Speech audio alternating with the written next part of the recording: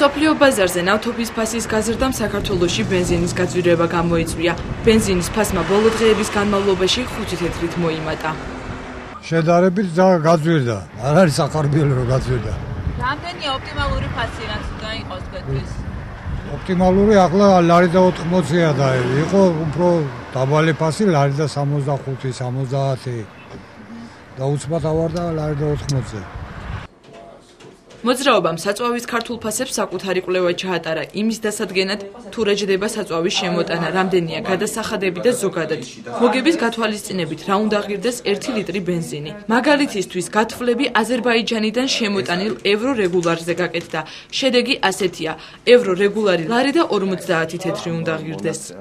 მე ხელმძღვანელობ საერთაშორისო ფასებით საქართველოს კანონმდებლობით თუ რამდენია ამა თუ იმ პროდუქტზე გადასახადი და ტრანსპორტირების მიღებული და აპრობირებული ხარჯებით. ასევე მოგების საერთაშორისო სტანდარტებით. კიდევ ერთი კითხვა, რომელიც ბენზინის ფასის ზრდასთან ერთად ჩნდება.